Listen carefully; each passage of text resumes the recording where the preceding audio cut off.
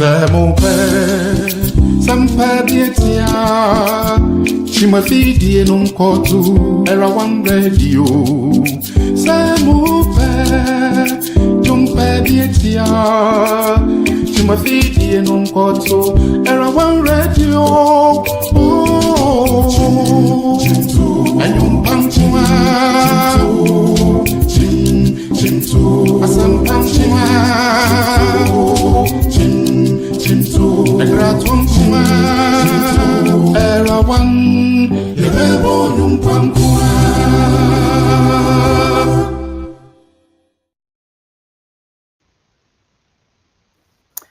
Hello, good evening, Era One Radio listeners and viewers all over the world. It's another Thursday, the 4th day of December 2025. Can you imagine how quickly the months have rolled? All too soon, we are in December getting ready for Christmas. And those of you who do the Santa Claus thing, get ready because the kids are coming. They will be looking for their gifts. We just began 2025 not too long ago. The year is still fresh. We are still writing 2025. And I'm sure by January next year, we'll still be writing 2025. That's what happens every year. When the year comes, keep writing the previous year. So I hope you are ready. We want to give thanks to God for making us see 11 months plus the coming months. This is a miracle because you go to bed and you never know whether you're going to wake up, but by God's grace, we are alive to declare His glory. Tonight, we are back on Era One. This is where divinity meets humanity, the Divine Connection Show. And on behalf of my studio manager, Dr. Sertutu, also known as Ostus, we are bringing you live broadcasts from Facebook, YouTube, and also on Modern Ghana Radio.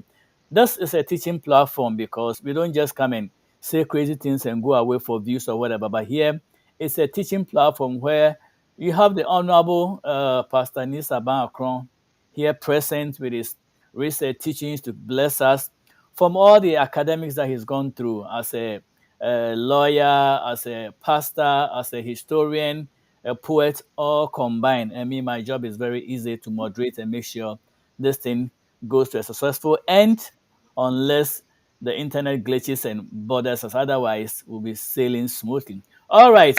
We started this new topic a few weeks ago, and I believe because of Thanksgiving, we took a break because Pastor Kron wanted to go and have a good relationship with the turkey, which he did, I think, last week. So you can see his cheeks full of turkey wings, and all the salad, and of course the kenke and the fish. He can't do turkey celebration without adding the kenke, so everything went together. So we are about to continue with the creation story, created in His own image. We are here to actually open the Bible, that is God's sweet letters unto us. If you want to hear God speak, sometimes you not hear any audible voice like my son, or my daughter, my daughter.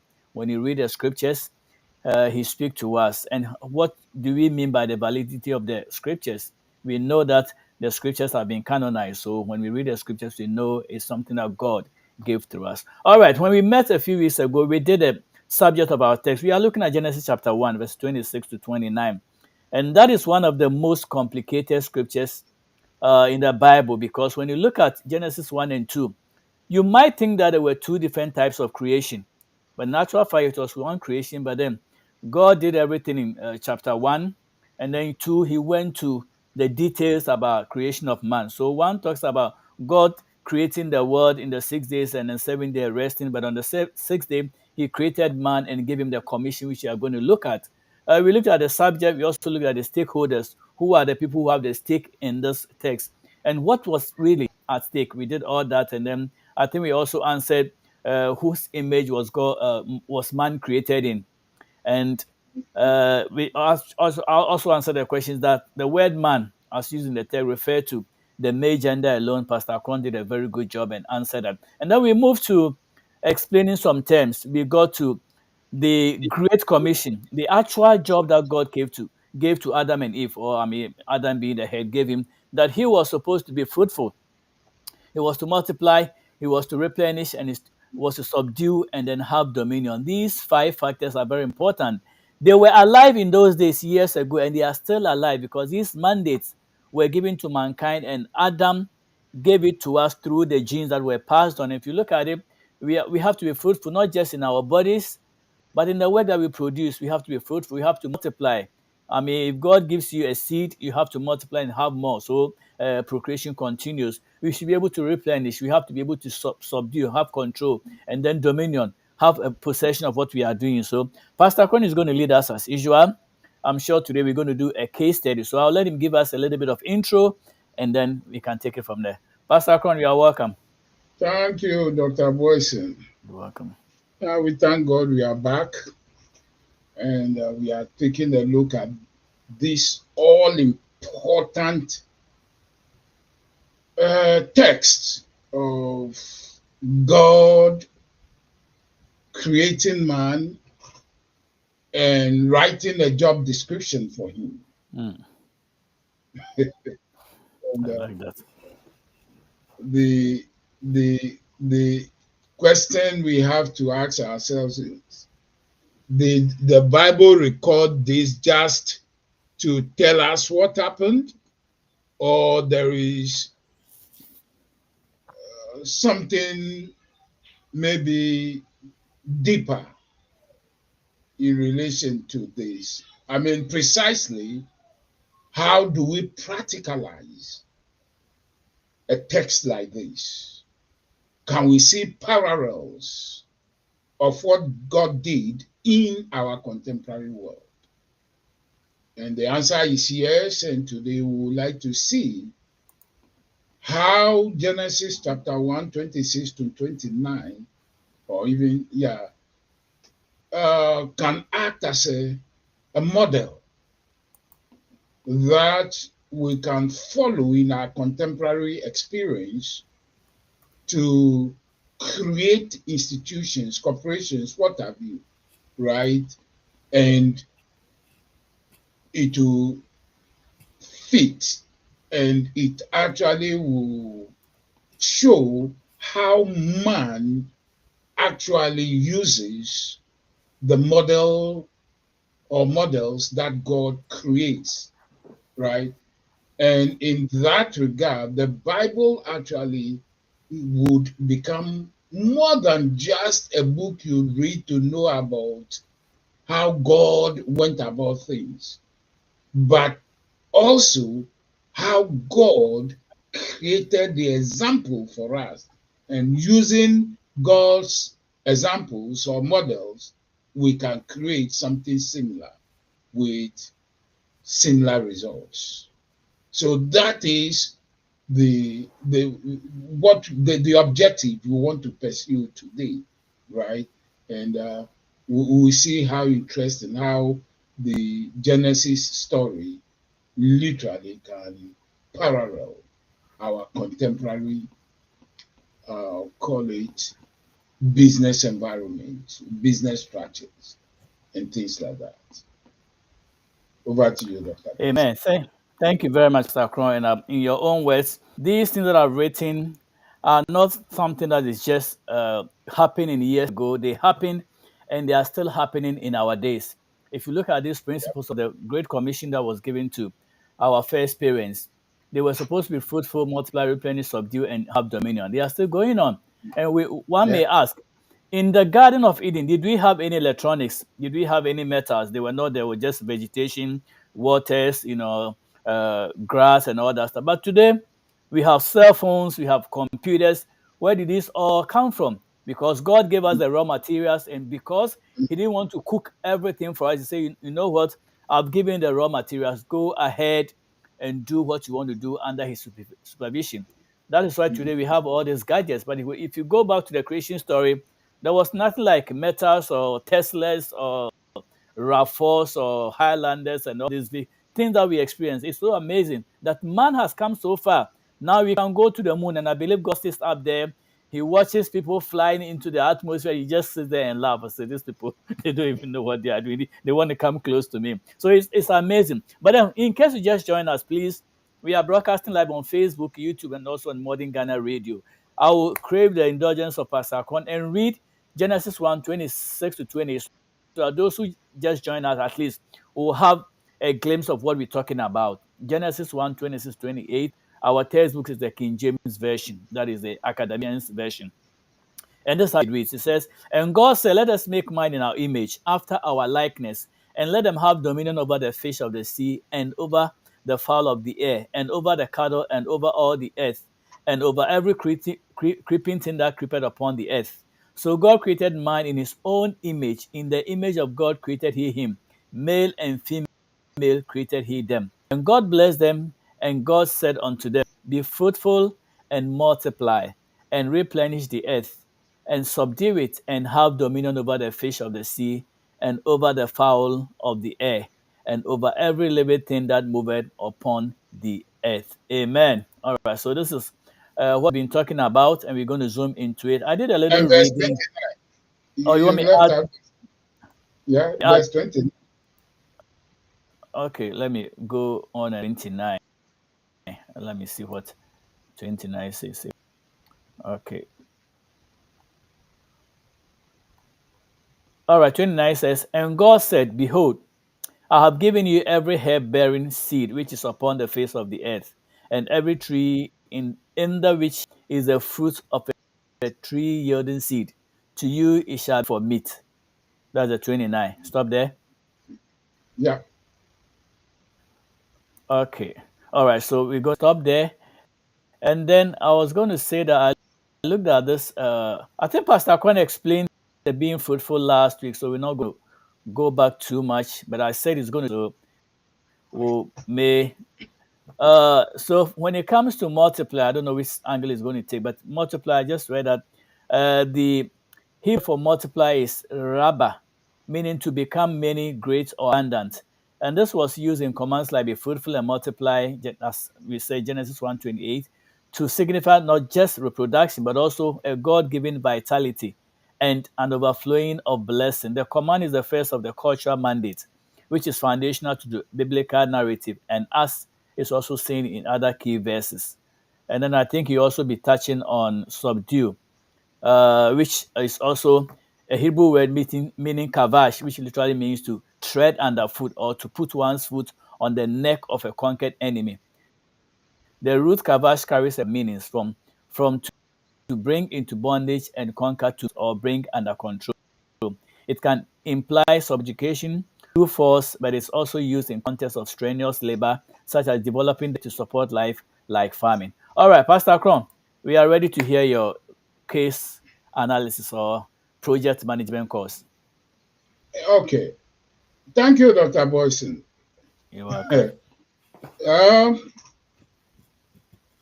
the you take this text, God, in verse 26, God talking and says, let us create man in our image and our likeness. So the question is, who was God talking to? As if you knew I was going to ask that. Who are the hour? Right.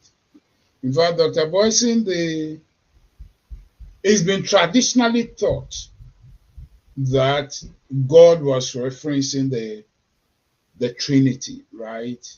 God the Spirit, God the Father, Son and Holy God Spirit. the Son, and then God the Holy Spirit. The angels were But not in part of it. actual fact, The angels were not part of it. no, this will be more of a council. A council committee, a three-man committee. No, not just three-man. Not just a three-man committee. It will be more than that. Very interesting, right? And that gives us a very interesting picture, right? Because God was talking to certain beings and he sat in council and informed them of what he intended doing. And he did what he said he was going to do. Well, it could have been angels. But the reason it could not be angels, Dr. Boyson, is that God said, let us create man in our image. if this gathering included angels, then we will have the image and likeness of angels. But from what we know, angels don't look like us. So God must have been talking to some being or beings that look like us or looked like us, right? Or we look like them. Very interesting. But Dr. Boison, today, what I really want us to do is to explore that aspect of our platform, which we make noise about. Permit me to use that term. We are not just interested in learning the literature and or the history of mankind vis-a-vis God, right? With Genesis, let's say the Bible informs us about. But today we want to see how we can take the Bible and practicalize it and see how, in actual fact, our ideas and our actions are direct parallels of the narratives in the Bible. So you take the Genesis story, and Dr. Boison, I am going to use a corporate entity in our contemporary America called Geico. Geico Insurance.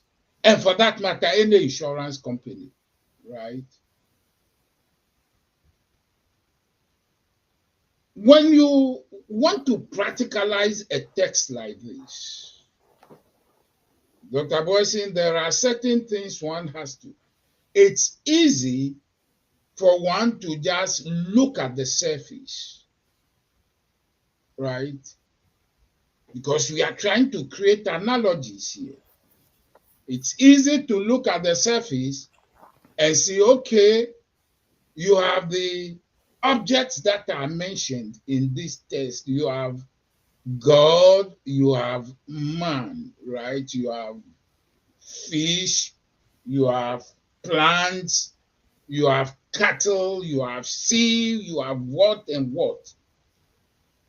And in doing your analogy, you might be tempted to look at something that also has those elements as part of its narrative, right? Dr. Boison, if you did that, that will be just looking at the surface of things. But the real power, if you want to borrow ideas from the Bible and practicalize it, or for that matter, to borrow ideas from one narrative into another narrative, in order to see the parallels, you go to what we call the base, the structure of the source narrative, in which here the Genesis narrative, right? And then we look at the target, which will be the Geico narrative, Geico insurance narrative. What are the parallels? Where do we draw our analogies? Dr. Boison? Yes, sir. First, we see God creating, actually announcing his intentions to create an agent called man in order to manage his creation called earth. Right? So we have an authority here, God, stating his intentions, making it explicit, and telling us he is going to create man, and that man will be created in his image, and that man will have dominion over the fish of the sea, over the cattle, over every living thing, over plants, over the fowl of the air, blah, blah, blah, blah, blah. And the question becomes, God, why are you doing that?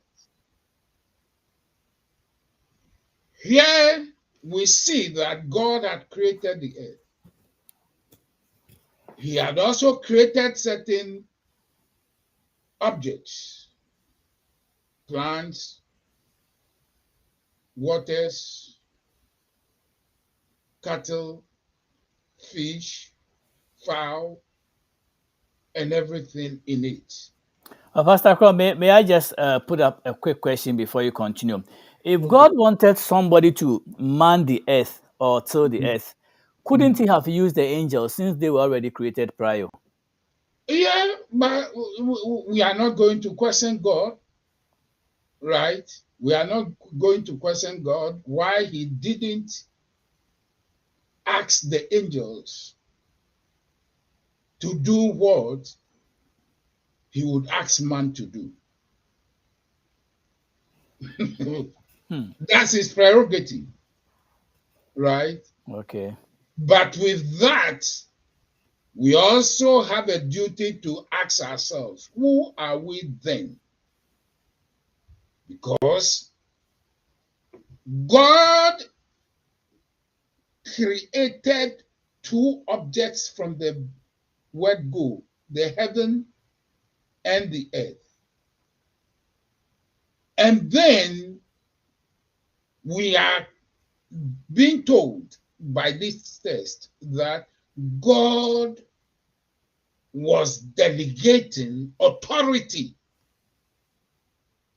over his created object, the earth, with everything in it. And that is basically our narrative.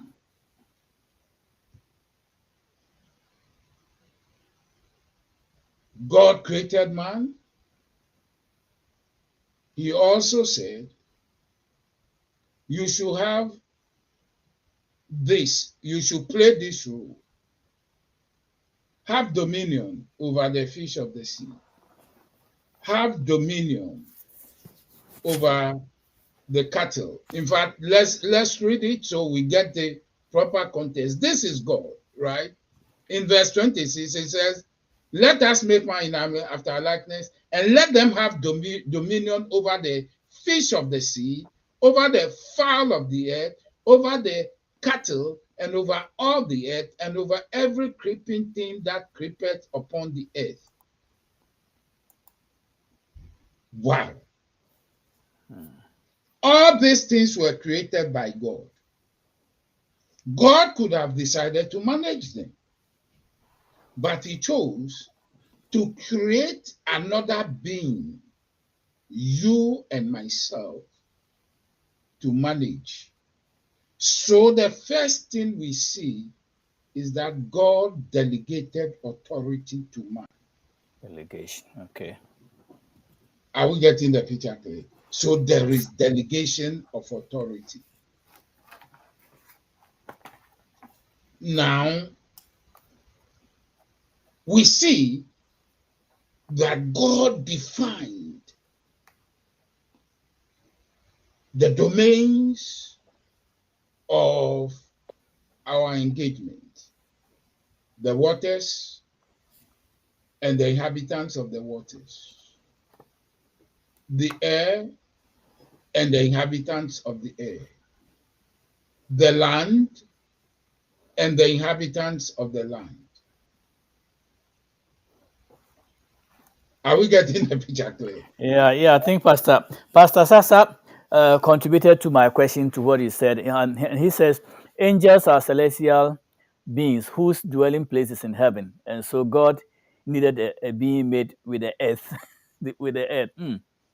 Mm. Unfortunately, One that belongs to the earth to manage it. That is thought provoking. I haven't thought about that. So he needed somebody who was who was made from the earth, the dust of the earth, to manage what was on the earth. That is something.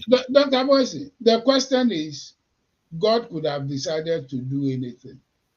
That's true. I mean, he didn't have to God is not, he is and he was not limited by any. He could have decided to let angels, take mind over. you, Dr. Boyson, Genesis 6 will make us to understand that angels saw the daughters of men Hmm. and came down To and enjoy, married them. enjoy. So this issue of the angels don't have no. There are sufficient texts in the Bible to make us understand that the angels can function here. But God decided not to tax them with the responsibility of managing his creation. And in fact, let's face it, nowhere in the literature have we been told that the angels have been given any domain to manage, whether celestial or terrestrial.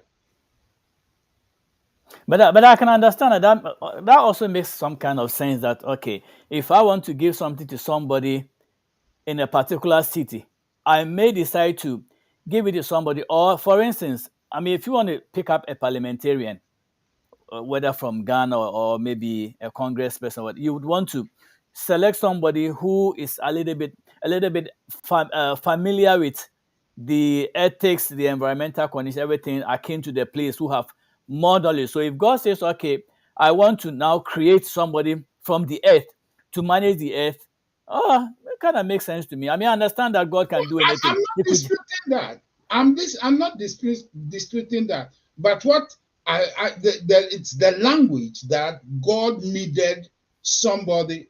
God could have decided to do anything. You get it. My point is, God exercised his mandate. Period. Without any And I'm counsel. not going to question that because God could have decided that the earth will be managed by spirits. It was his prerogative, right? So I'm not going to consign God to a space where he is constrained to go with certain flow or go with certain. God is omnipotent, he can do anything. Just that he decided that as far as the earth is concerned, he was going to create a special being that looked like him to manage it, and then he would delegate. So, for He instance, decided, when it comes to salvation, mm, God could have just thrown maybe man from somewhere, a grown up man, into the mm, system.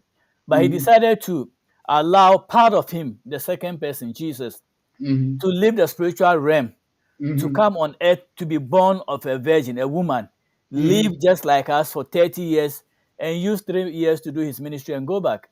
mm. Yeah, I mean, that, again, that's his prerogative. I'm not going to, God cannot be restrained. I hear you. That's the bottom line. He counsels himself, and he decided that as far as this earth is concerned, he was going to invest in another being right? And that being will be given or delegated the power, the authority, the responsibility, and everything to manage this earth. That is what gets me going. Okay. So, with that established, that God had a goal, He had created whatever He conceived or He had decided to do. And He says, I want man that I'm going to create to manage that. So, God had a goal, the management of His resource called earth, right? And therefore, He created man. Okay, so the next thing is, we've learned all that. What can we take away from that that we can practicalize to achieve things on earth in areas of life? And so that's why I said I'm going to use the example of the insurance company called Geico. And the reason, Dr. Boison, is that for us to understand that the Bible is the most practical book you can think of, I want people to develop the ability to see the practical side of the Word of God. That the ideas there, we can literally co-opt those ideas. And those ideas will yield the same results they yielded for God. And why is this important, Dr. Boison, for us to do this sort of analogy or paralleling? Dr. Boison, there is this understanding we have to get. If two narratives or two things share common elements, the first thing or object that serves as the model or the source where the elements are borrowed, and then those elements are located in a target domain. This is what happens if they share those similarities.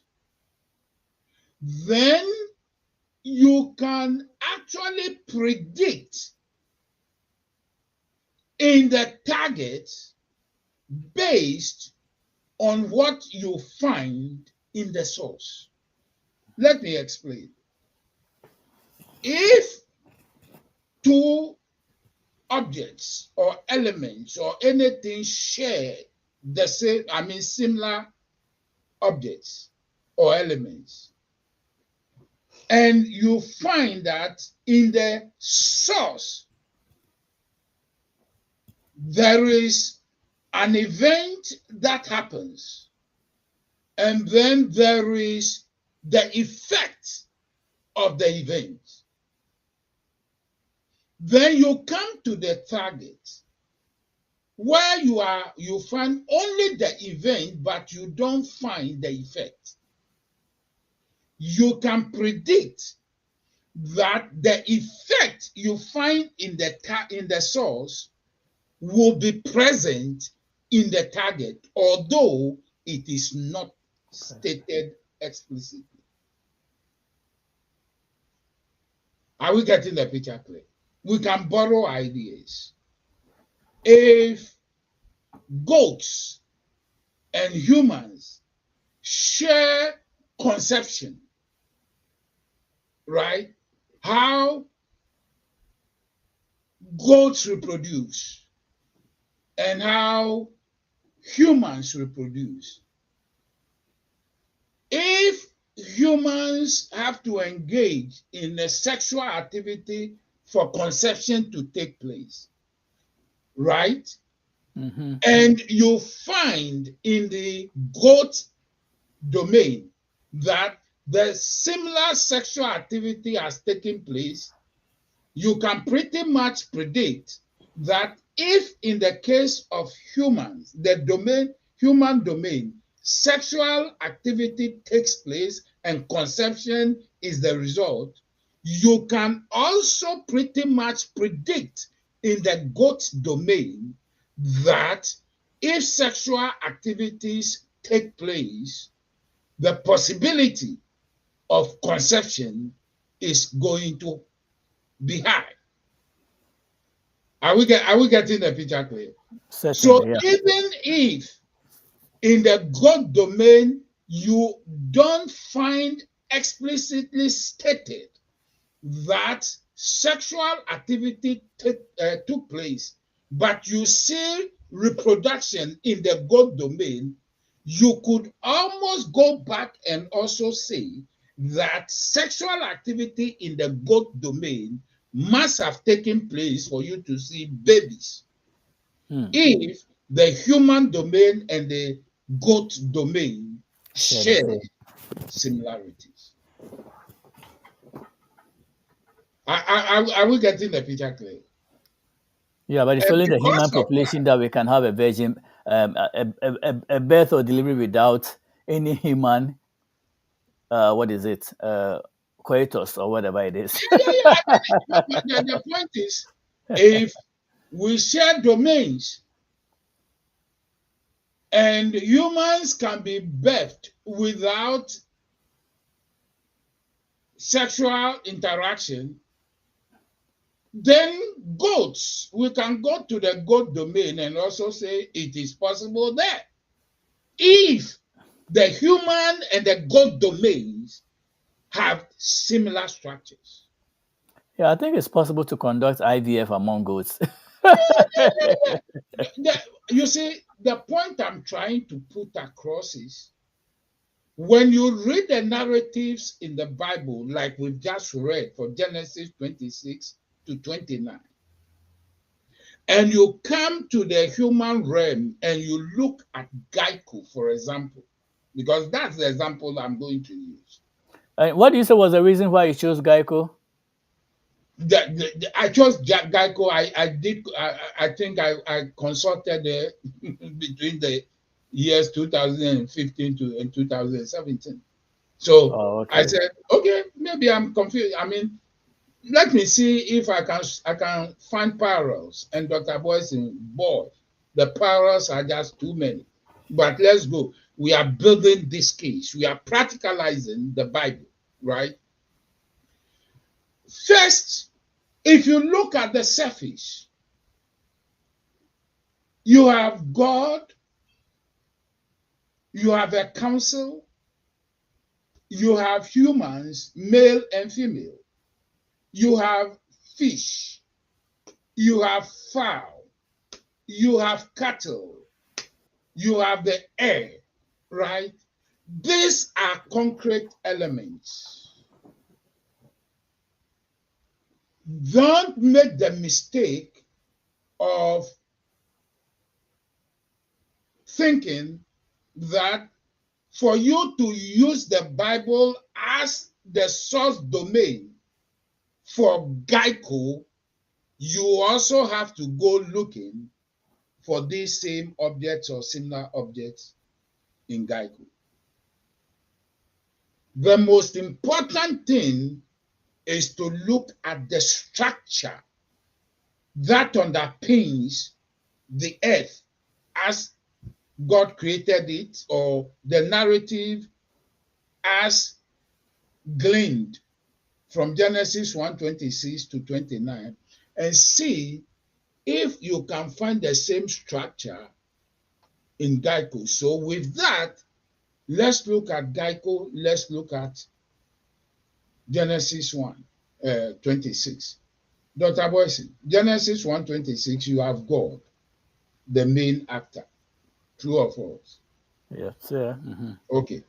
That actor creates things, and then he creates man and tells man, you are going to have dominion over this domain, the fish domain, the water domain, the land domain, the air domain, the animal domain, and what have you.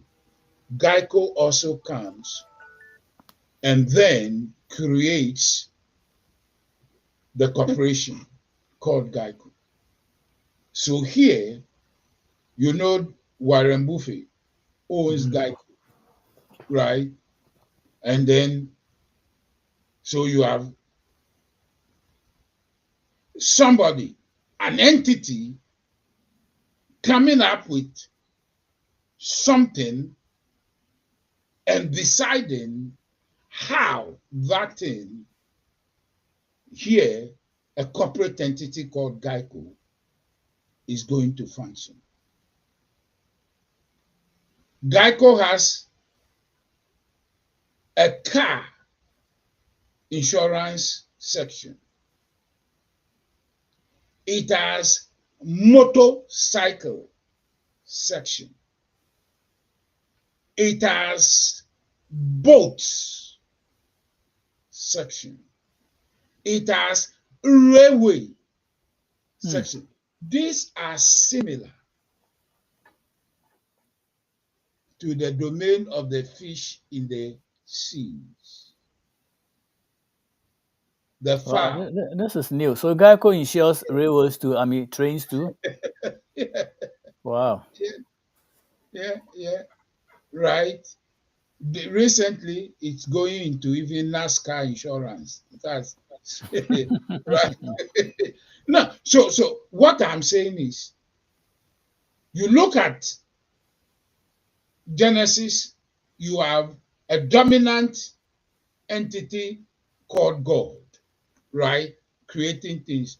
You come to Geico, you have let's say the corporate board establishing the various departments, right?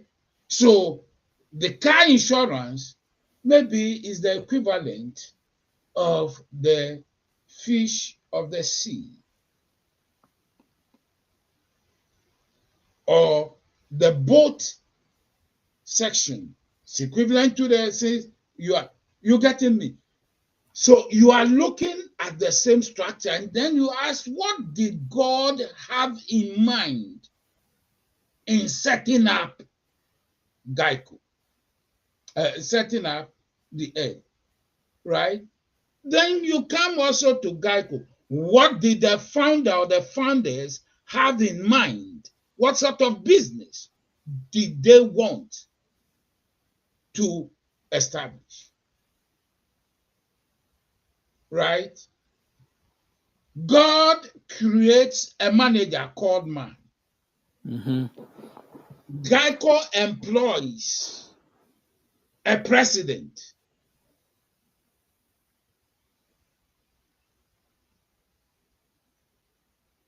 Are we not getting the picture clear? Right? Yep. We call it the managers and what have you, blah, blah, blah. In the case of Geico, think about it. When God created man, he said, I'm creating man in my what? Image and in my likeness. And they will have dominion. Think about it. Geico creates agents.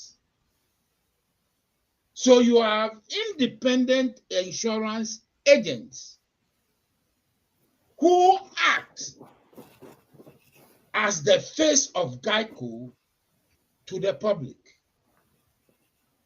You have God creating man to manage the earth for God.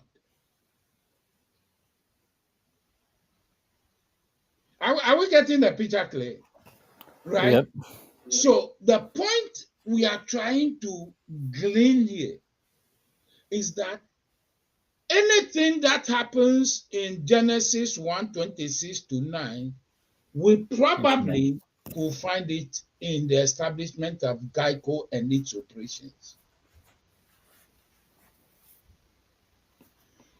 If something happens there and we don't see it in Geico, then we have a duty to do some R&D to find out whether that thing happens, but it's not happening in the way we expect to see it.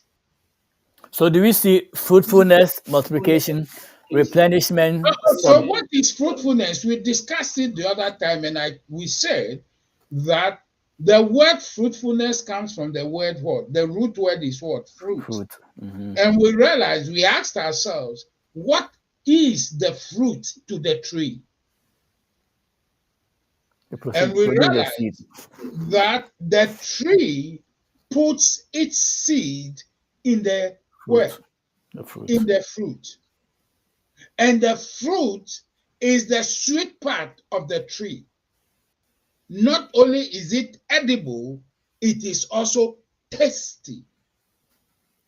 And therefore, the tree puts its seed so that anybody, any object that eats that seed Yeah, the fruit. will extend the domain or will actually reproduce the tree in another location, so that the tree, which by its nature and design is stationary, right, will be able to find itself in as many places as possible because of the what?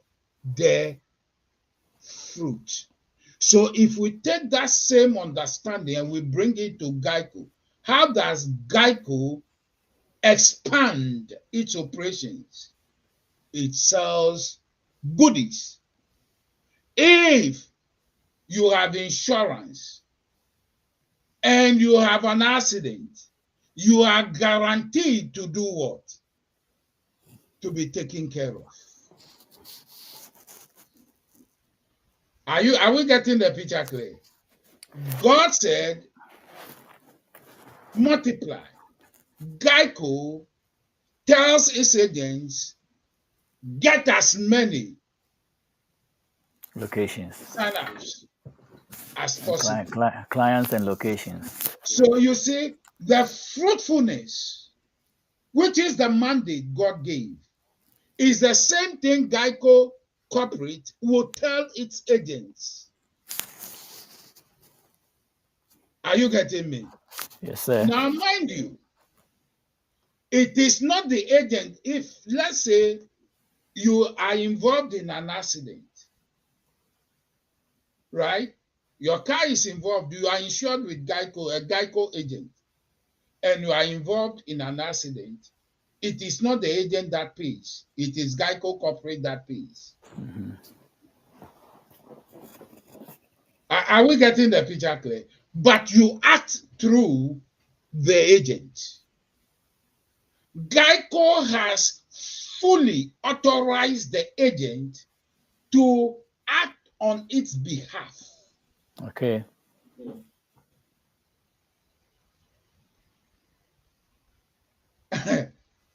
Geico trains the agents. Geico places resources at the disposal of the agents to make success highly possible for them. Geico rewards them. True or false? That's true.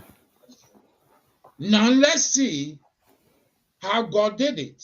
In verse 29, God, the Bible said, and God, let's read it carefully. And God said, behold, I have given you every herb bearing seed, which is upon the face of all the earth, and every tree in which is the fruit of a tree yielding seed, to you it shall be what? Meat. Mm. So God did not only commission man to take care of his creation, he also provided what? provision.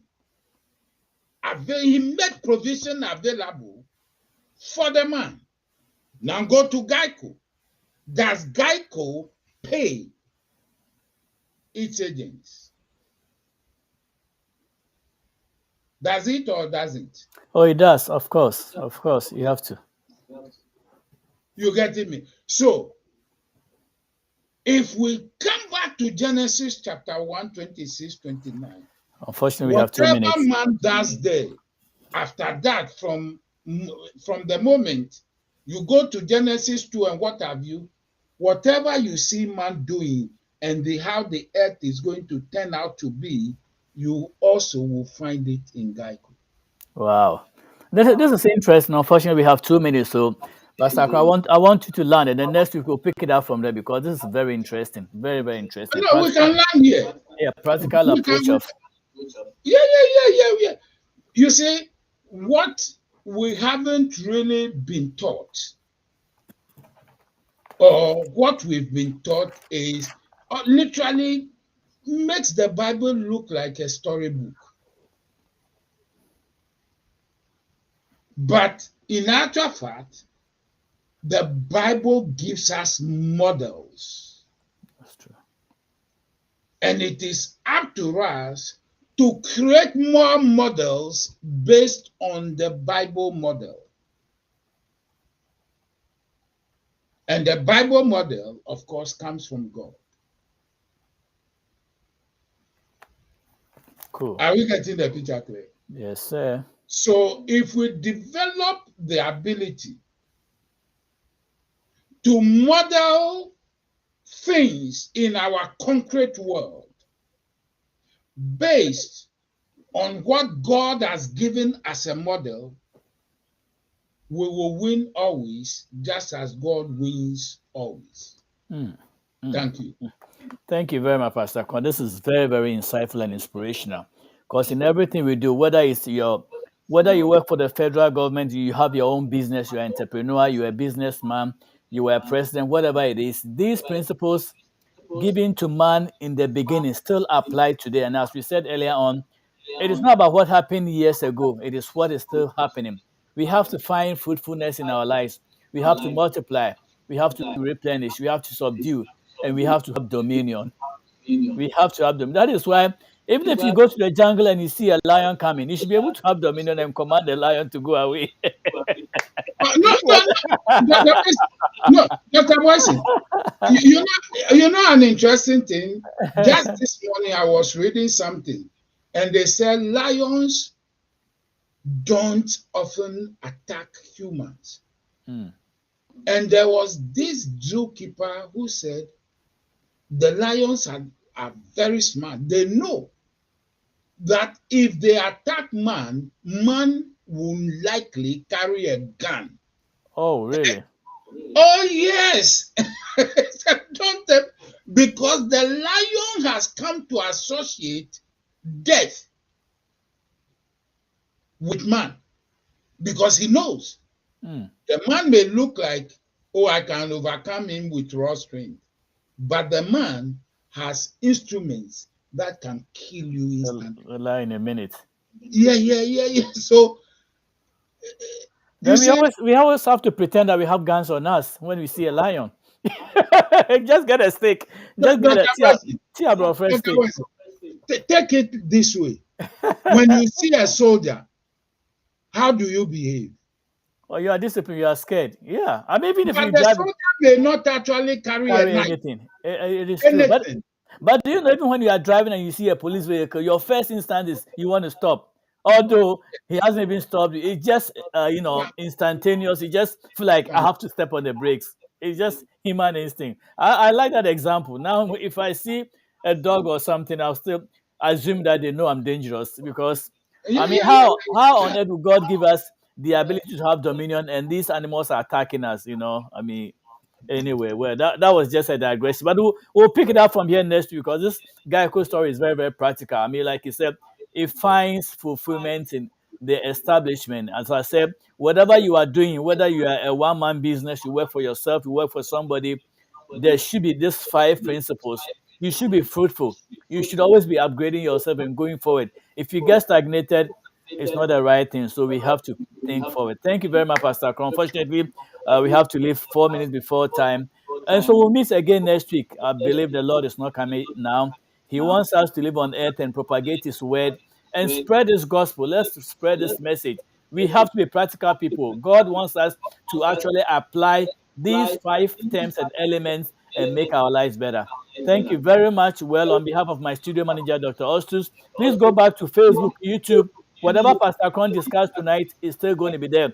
Go there and learn for yourself and make your life better. Prof, thank you very much. We'll meet again next week. Bye-bye. Thank you, sir. You're welcome.